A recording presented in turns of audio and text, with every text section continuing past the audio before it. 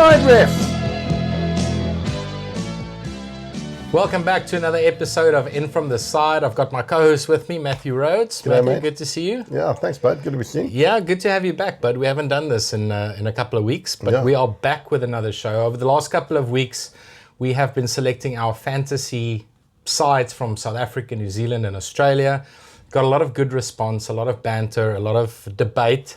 Matt got a lot of stick for some of his selections he's made. Some of my outside selections, especially when talking about the Kiwis.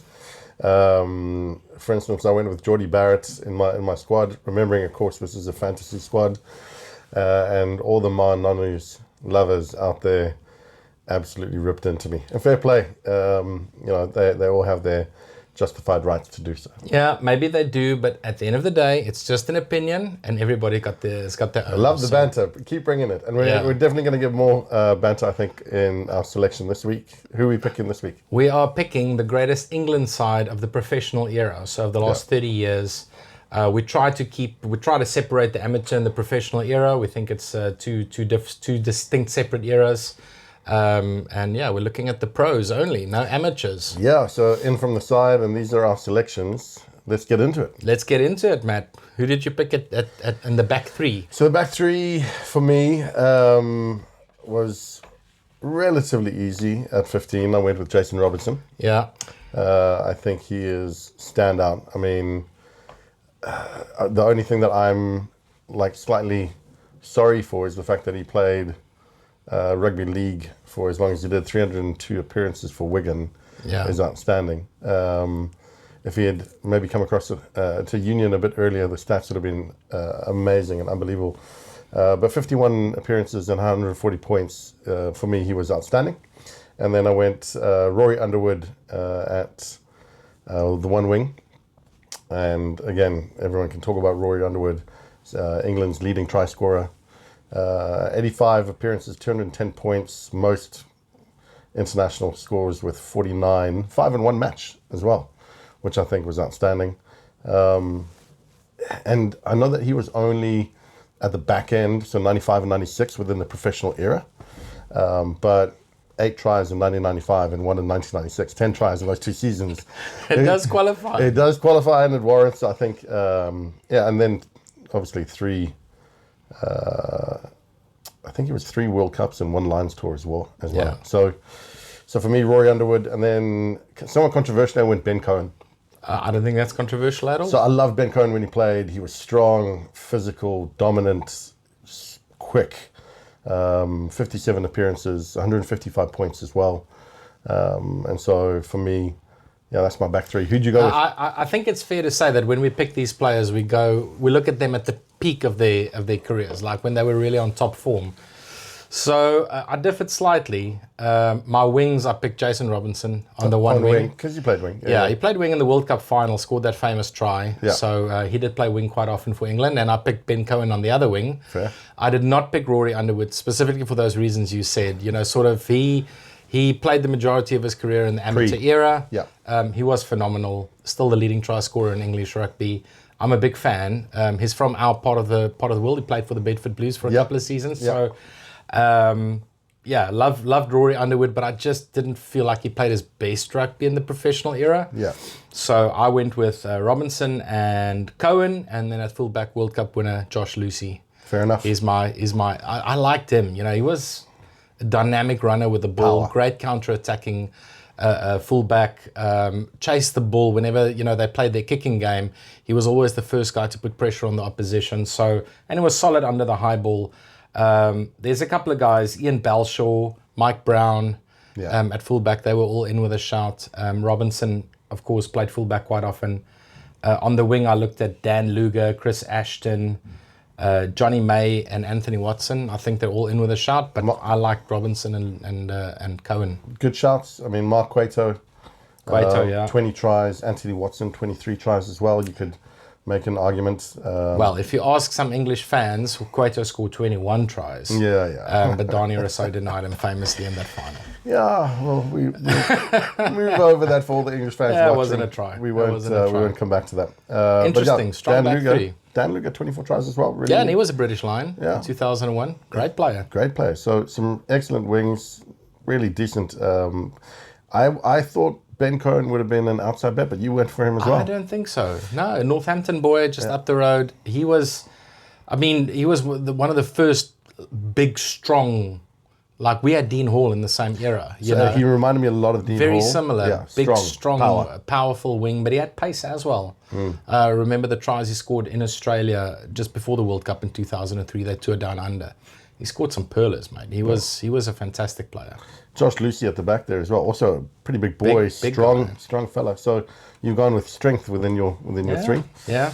Fair play. Who'd you go with at the centre pairing? Now, my centre pairing, I think, is controversial, right? So I did go for someone that spanned the amateur and the pro era. Yeah. At outside centre, I picked Jeremy Guscott. Okay. For me, he was pure class. Probably still the greatest centre England's ever produced. That combination with Carling in the early 90s secured them 3 Grand Slams, I think, in the first half of the 90s. So British Lion on 3 tours. Who will ever forget the dropkick against us? That won in the series in 97. It still pains me to think about it. But That was the second game, eh? Wasn't it? Yeah, it was the second test at Durban. So Jeremy Guscott for me was a no-brainer. And at inside centre, this is the controversial one. I went with Owen Farrell. Okay. So I had to make space for him. Look, he's one of those players that South Africans love to hate. I don't think South Africans are big fans of Owen Farrell's, but if you take opinion out of it and you just look at the stats, you know, over 100 tests, top point scorer for England. I couldn't make space for him at fly-off because we're going to get to fly-off, and I think we picked the same guy, but had to pick Farrell. Yeah. I had to make space for him, and he's played 12 quite often, and I quite like him at 12. And I think the current England team are poorer for not having him in that squad. So on that point, then that's a nice little sort of tangent we can go into.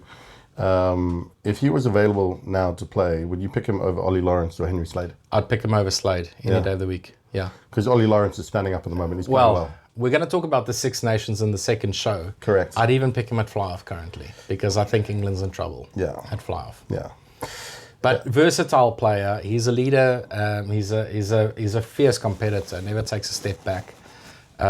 Maybe a question mark around his tackling technique that we know, but I think he's a great player. I think it's justified. I don't think it's his best position, but I think if you're making a fantasy, to stress again, fantasy team, you know, with all his points, his background, his strength, the fact that he's played at centre, it warrants. Yeah. I mean, there's a couple of guys that missed out. Mike Tyndall, Mike Catt at inside centre, Manu Tuilangi, Will Greenwood. They all could have been in with a shot, but that's who I went with. Yeah, fair enough. Will Carling missed out as well. Yeah, who did you pick? So I went with Jeremy Guscott for all the reasons you said as well. Yeah. 65 appearances, 143 points, 3 Lions tours. And again, I made a mental note about the drop kick against South Africa. But class, man. I paired him with Will Greenwood. Yeah, Greenwood. I mean, he was in my sort of top picks. Yeah. Fantastic player. Well, in terms of return points scored, 55 appearances, 155 points. That's better than Jeremy Guscott. And also 3 Lions tours, 31 tries as well. He had a knack of scoring against the box as well. Yeah. Like every year we played them at Twickenham and in the World Cup in 2003, he scored against us. So very good rugby brain. Like in other shows, I've said I like to pick players who play with a strategic sort of focus throughout their actions and what they do. And you can see he was a thinking man's player. And even now, after his reviews on England games and the stuff that he posts and says online, I think a lot of it is valid, a lot of it is well thought out. Fair. It's fair, and he's also got, again, the credibility to back up what he's saying. Yeah. So, but again, some of those, a bit for me like Jean de Villiers, where he played at centre and could read the game so well. There were quite a few, I think, if I'm not mistaken, where he intercepted the tries he did. To run in. And he could just read the game, especially from a defensive pattern. He could read it where, you know, running into those interceptions was great. So, yeah, that was my pairing. No, great pairing. Fun fact about Will Greenwood, he made his debut for the Lions before he made his debut for England. Yeah, I saw that too. Yeah, he got picked when he hadn't been selected, and then he got his first run out for England at Twickenham when he got back. Yeah, unbelievable. Great player. Okay, halfback pairing. So you mentioned it, not a tough one, but tough when you're considering who you've picked at centre. But for me, I went Johnny Wilkinson at 10 and Matt Dawson at 9. Yeah, I went the same. Yeah. Same halfback pairing, World Cup winning halfback pairing. Matt Dawson, I don't think always gets the credit that he deserves, but I had some very vivid memories of him. Another one was when he played for the Lions in the first test at Newlands in 97. He dummied Gary Teichmann. I think Gary's still buying that dummy. He's still running, chasing that dummy. He just dummied him, scored in the corner, and that set them up for a famous win. And again, the dummy he did in the World Cup final to set Wilkinson up. Yeah. Like, people forget that. Like, he broke around the fringe of a ruck to gain 10 meters, and it put Wilkinson in a prime spot to kick that drop goal. So he could read the game really well. Great service, fantastic player.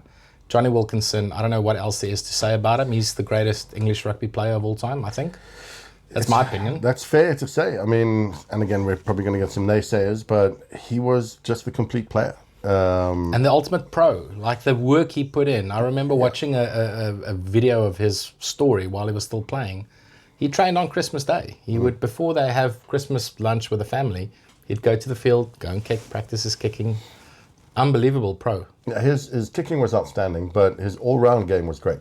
He could run well with the ball. He wasn't the quickest, but he still could attack the line. But he played to his strengths. Like, his distribution skills were good. So good. And his defensively he was unbelievable. His pass was outstanding. Yeah. And both sides as well, left and right. But again, he was known for his kicking. Johnny didn't miss many, but some of those tackles he would put in at 10 in defence, I remember some of them huge on big guys as well. On big guys, and so that's what you want from your from your fly half, is someone to stand up, someone who can read the game, put you into positions, open the gaps, have the vision, obviously support you with good kicking ability, both out of hand and off the deck.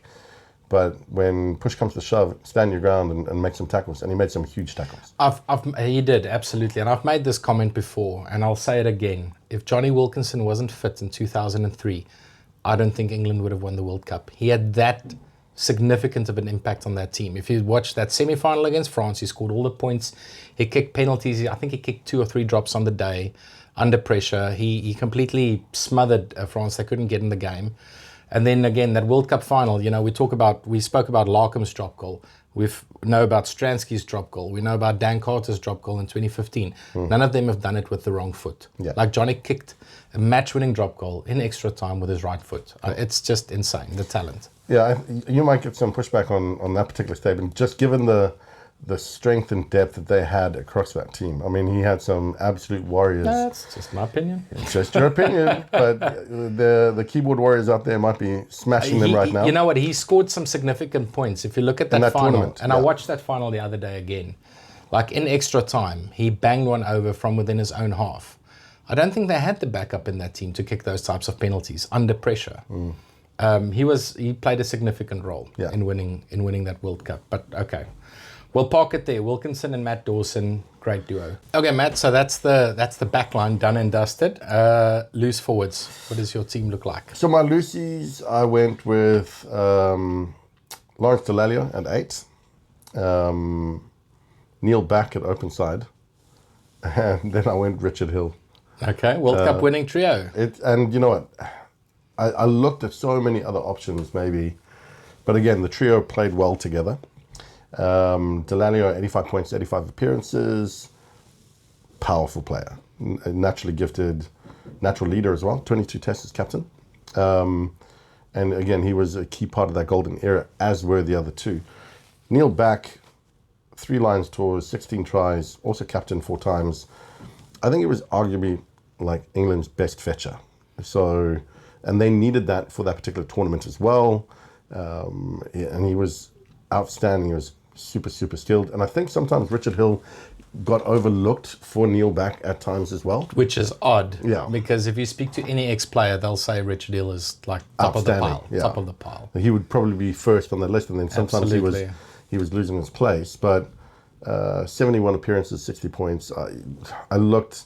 There were some outstanding names: Chris Robshaw, James Hastill, Lewis Moody, Joe Worsley, Tom Croft, Sam Underhill, Stefan Armitage, like some outstanding names in that kind of particular bracket of players. But for me, that trio played so well together they deserve this. Yeah, you're making me second guess my trio because really? I didn't pick Neil back. I went Delalio. He's a no-brainer. I think when you talk about the greatest number 8s in the history of the game, you talk about a Kieran Reid, Zinzan, Dwayne Vermeulen, these guys, Buck Shelford. Delalio is part of that conversation. Yeah. Like, I've never seen a number 8 pick up and drive from the back of a scrum like he did. He did it against Wales a couple of times. I think that's the highlight we'll show. Just pick up the ball from the back of the scrum, run them 10 meters with 3 people on his back, and he scores. He was unbelievably strong. Fantastic player. I picked Richard Hill on the one side of the scrum. For all the reasons that you said, I think he's just a talisman of English rugby. Yeah. Fantastic player, strong ball carrier. Could also, fetch the ball and create turnovers, maybe not as well as back.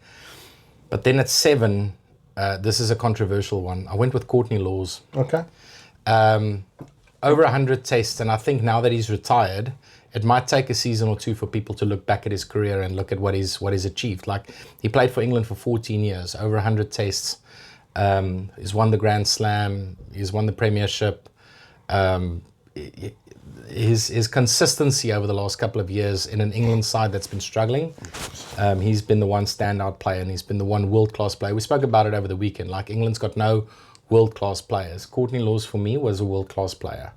And I don't know how well he would go in that trio, taking back out of it, because they played so well together, but I went man for man. That's fair enough. I had to make place for Courtney Laws because he played well at flank. I know he played lock as well. Yeah. But as a loose forward, he's a Peter Steff type player. He could play both, so he gives you a bit of versatility as well. But yeah, I went Delalio, Courtney Laws, Richard Hill. Fair enough. All outstanding players in their own right. I mean, again, loose forward, as with any country, it's so difficult to pick because at number 8 you had Billy Vunipola. I looked at Lewis Moody, James Haskell, Ben Curry, Tom Curry, Joe Worsley, Sam Underhill, all of these players you mentioned. Nick Easter at 8 as well. Yeah, they were all Martin Corey, ex-England captain as well. Fantastic players. But yeah, that's my trio. Let's see what you say in the comment section. It'll be good to hear the comments. The loose trio always is the one that I think elicits so much fire from the Ninja Warriors, the keyboard ninjas, because everyone's got an opinion. Everyone likes the flavor of a particular type of flanker or another. And there's so many. I think it's because there's open side and there's blind side. Yeah. There's so many that have proven themselves over the years and stand up. But yeah, fair enough. Who'd you go in the locks? Locks, I think, is less of a surprise. I went Martin Johnson. He's also the captain of this team. Yeah. And Maro Itoje. Okay. So my flip backwards and forwards was with... so Martin Johnson wrote his name, and he's my captain as well. Yeah. And it was, again, Maro Itoje, or in the end I went Simon Shaw. Interesting. We're going to get to the bench. Yeah. Simon Shaw's an interesting one because he had an up and down career with England, but he was always on a Lions tour. Like, he toured from 97 to 2009. I think he went on 4 Lions tours. He would always be picked for the Lions and then play in the tests and play fantastically well. Yeah. Why he never got consistently picked for England is beyond me. But 71 tests. He wasn't. Yeah, but he should have played like 100, given the length of his career. Yeah, 71 tests, 3 Lions tours, like you say.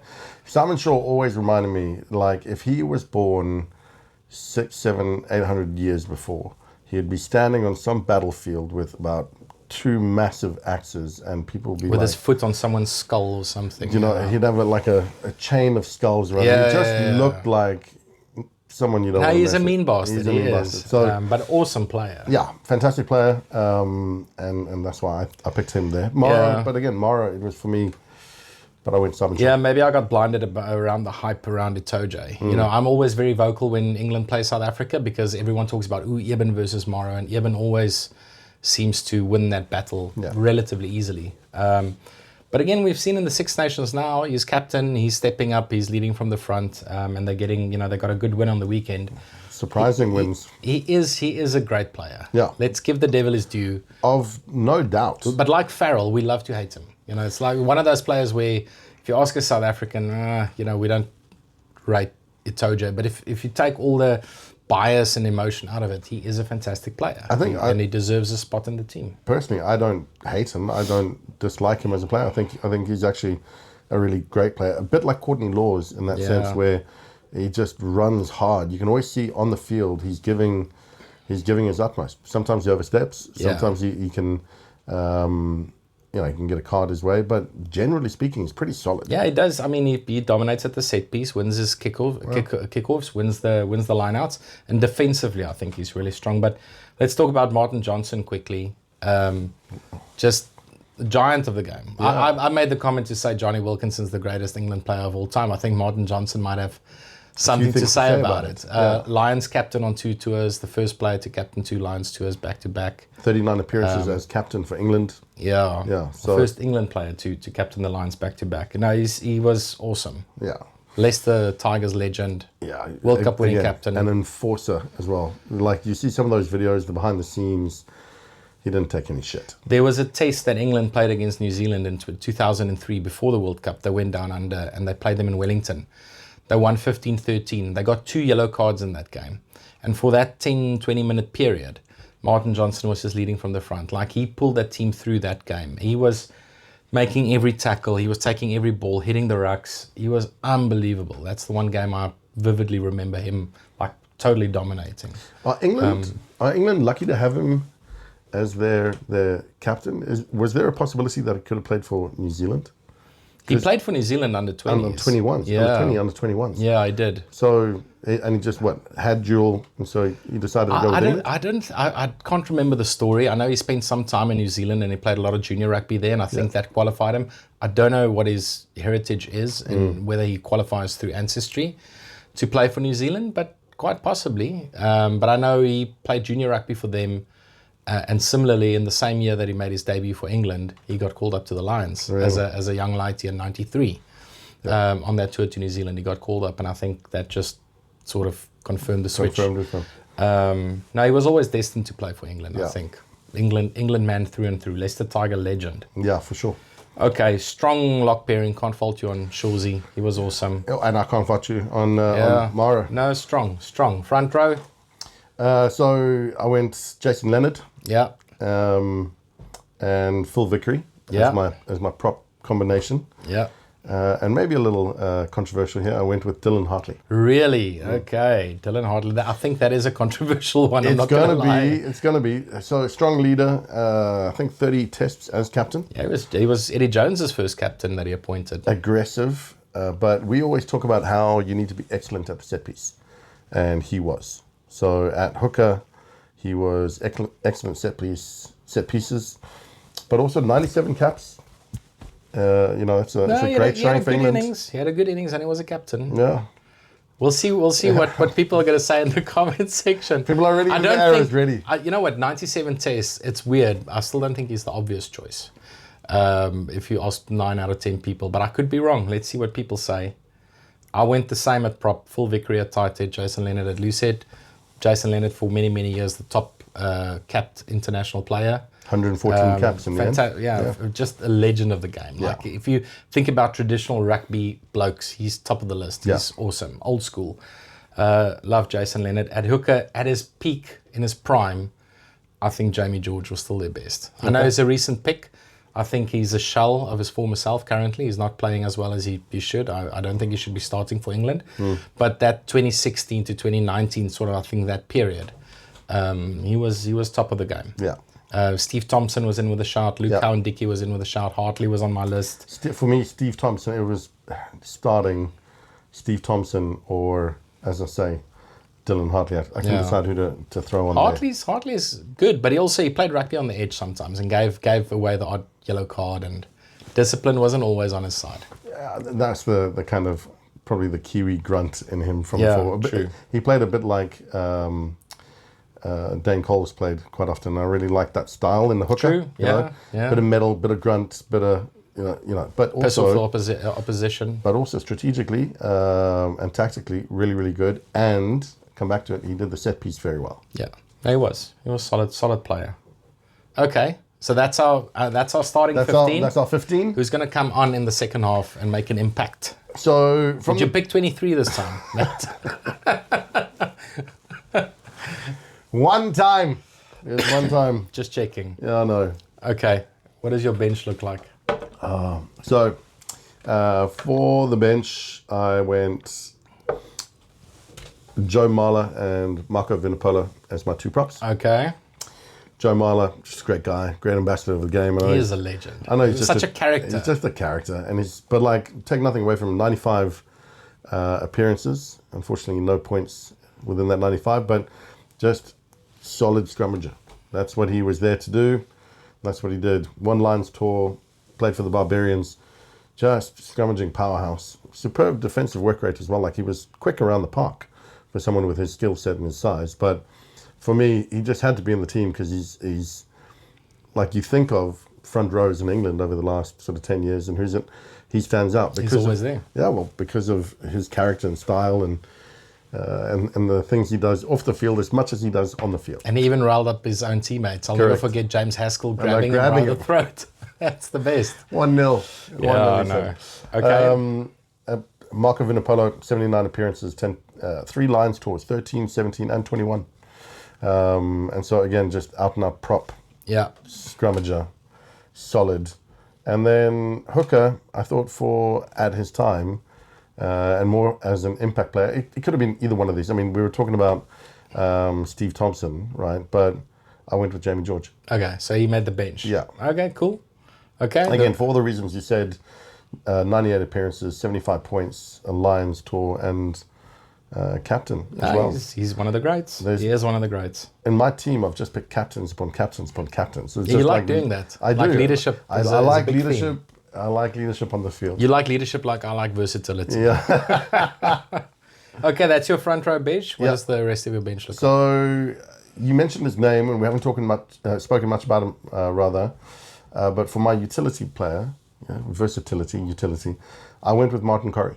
Okay. So 64 appearances, 30 points, including 17 as captain. There's that captaincy. Yeah, he was a captain, yeah. 2 Lions tours, but he can play 8th man, flanker, and lock. So off the bench, you've got that versatility.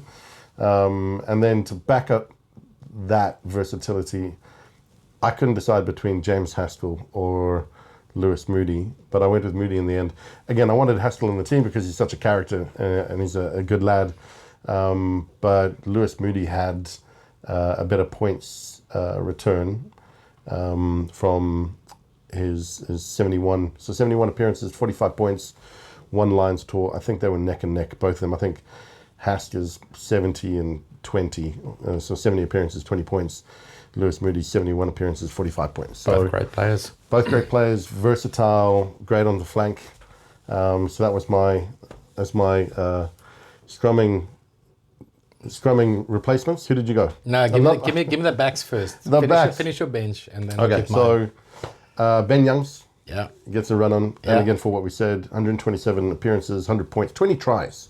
That's a lot of tries. Yeah, he was a great player. that's up I there liked him. That's up there as some of the most for his position. And then Owen Farrell. So he'll come on for all those reasons you mentioned. 1,237 points. Yeah, it's impressive. Yeah, but again, can play fly off and center. Great kicking ability. Strong go forward. Like, solid in defense as well. Some of his tackling is a bit iffy, but we'll let it go. And clutch.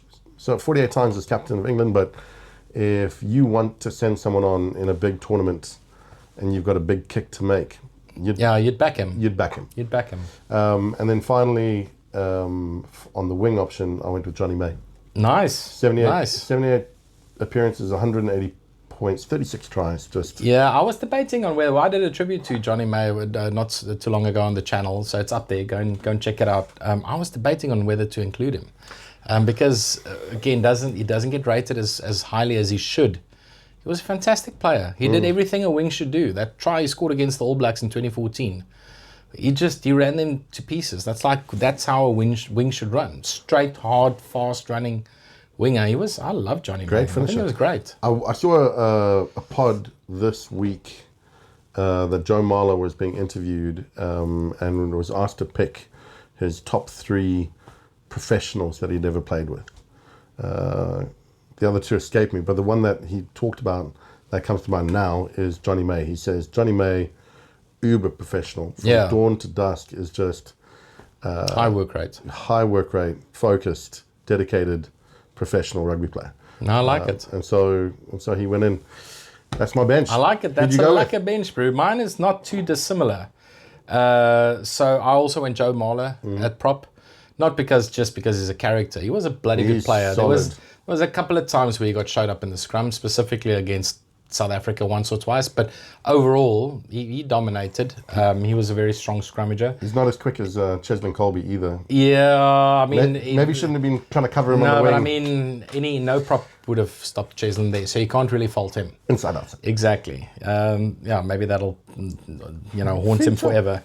But no, Joe Marler, fantastic player, defensively very strong. Like he put in some big hits. My other prop, I picked Andrew Sheridan. Okay. Dude, just pure scrummager.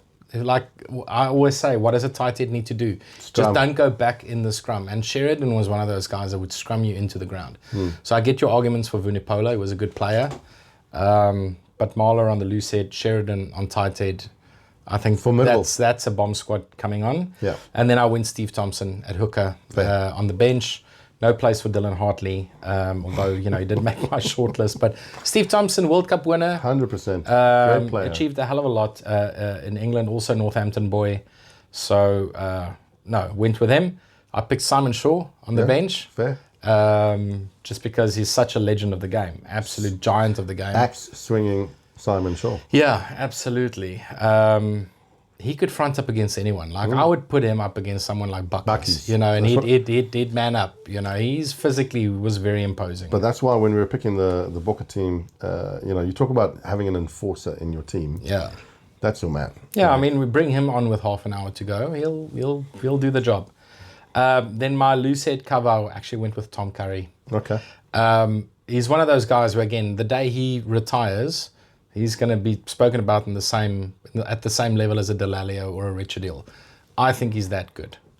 Bongi Mbunambi controversy aside, I think he's a fantastic player. And that partnership with his Boot currently, they're doing bloody well. I think Curry is going to retire as one of the all-time greats. He's got the potential to, I think, and he's a great player. Is he, like all-time greats, is he as good as, say, Richie McCaw? Not yet. And he might never be, because, I mean, that's a very high standard to measure someone against, as against the Richie. I mean, no one, it's a once-in-a-generation player that's going to live up to that. But I think within the England setup, I think when he retires, and maybe I'm putting the cart in front of the horse, he's going to be better than Moody, Joe Worsley, Haskell, all of these guys that you mentioned. Mate, it's a fair shot. I think Curry's a better player. That's a fair shot. That's just my opinion. Correct. It's just my opinion. Okay, that's the forwards. I also went with a 5-3 split. Ben Youngs, backup scrummy. It's the obvious choice. Yeah. Touch and go between him and Danny Kerr. Yeah. But Ben Youngs, most capped England player of all time. I think Youngie with the 20 tries as well. Yeah, it was great. It was great around the fringes. Yeah. I remember that test against France in 2015 in the Six Nations. He scored twice, and he just ran the show that day. He was brilliant. My sort of versatile backup in the backline is Elliot Daly. Because of this weekend? No, it's got nothing to do with this weekend. I'm glad he's back in the side, to be honest. He's a fantastic player. But also, if you look at that Lions tour in 2017, and I know we're not picking a Lions team, but he could kick the long-range penalties. He could cover wing, fullback, centre. He brings a little bit of versatility because I went with a 5-3 bench. Underrated player. I think he's a legend of the English game. Maybe not. There might be better names. Who did I have down there? No, I think it's fine. I went with Daly. I liked him. He could cover a couple Have the of courage positions. of your convictions, my I'm son. sticking with it. Yeah. Okay, No, challenge me all day long. He's a great player. I really like fast, strong, and also that siege gun brute. Yeah. That long ranger. Clearly runs good lines, right? He does, and his support play was always very good. Yeah. And I've got a longer memory than this weekend, Matt. It's got nothing to do with this weekend. No, but fair play to him. It was a great moment this weekend when he scored that. Yeah, it's good to see him back in the international scene. And then at my midfield backup is Will Greenwood. So I had to make space for Greenwood on the side.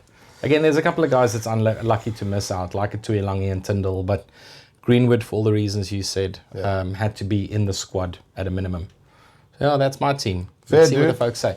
Cheers. Who's coaching this side? That's Like, that's a good team, your side, my side. So we both agree Martin Johnson's captain, Captain. right? That's also the obvious one. Who's coaching this outfit? I thought the obvious head coach would be Sir Clive. Yeah. So I went Sir Clive, just the mastermind. He was the mastermind behind England's 2003 Rugby World Cup. Yeah. He's a meticulous planner. He was innovative when he was coach at the time, innovative thinker, and he's an excellent man manager as well. And so I went with Clive, and then assistant coach, I went Andy Farrell. Oh, really? Yeah. So Andy Farrell, brilliant. Who's never coached England? He's never coached England, but he is English, and he's played for England. Does that qualify him? It qualifies him, I think, To in my pick an mind. Irish coach as assistant coach for England? I don't. He's English by nationality, and we're picking the best English coaches. So I think.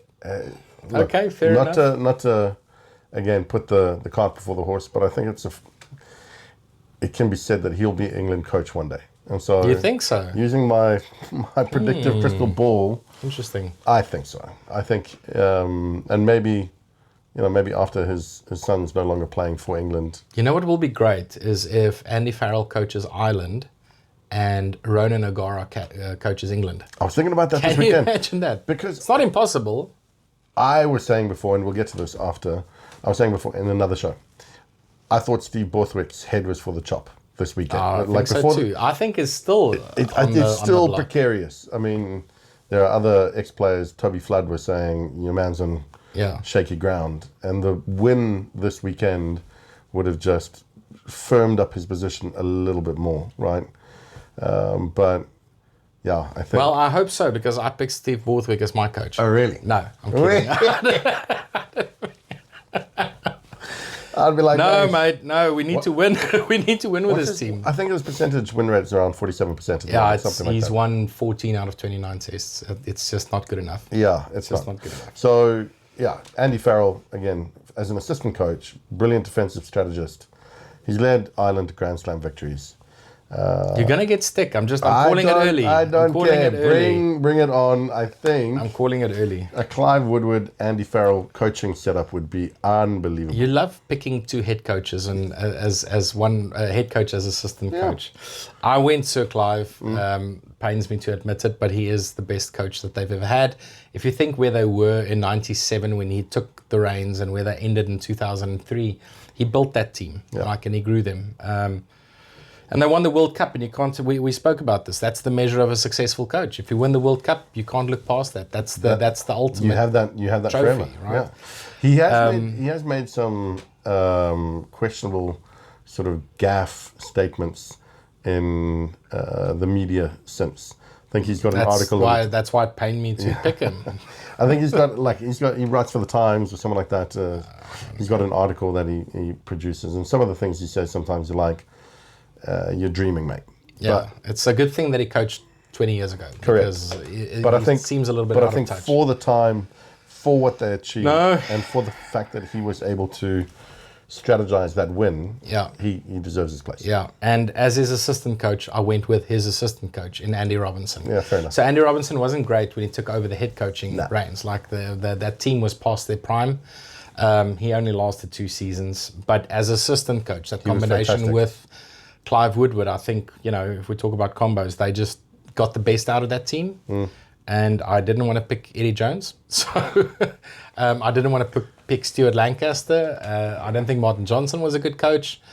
Brian Ashton, there was really nobody else. Mate, you don't have to justify So I stuck with that Woodward-Robinson combo. Fair enough. I mean, you could have gone looking internationally to see other coaches like I did, but hey, we'll see who gets more stick in the comments, me or you. Bring it on. Based on the assistant coach. Nice one, brother. Right. Very cool. Yeah, so that is it. That's our greatest England side of the last 30 years of the professional era. Let us know what you think. Leave your comments in the comment section below. Give us a like. Give us a subscribe. Go and follow us on Facebook, TikTok, Instagram. We're on all the social medias. All the socials. Thanks for joining us. This was a lot of fun. We're going to do a second show, which we'll post later in the week. But for now, cheers, Matt. Yeah, cheers, bro. And we'll do this again next week. Next week, we will do the greatest French team of the professional era. Allez les Bleus. Allez les Bleus. It's going to be fun. Cheers, That's brother. what we're doing next week. Cheers. Go well.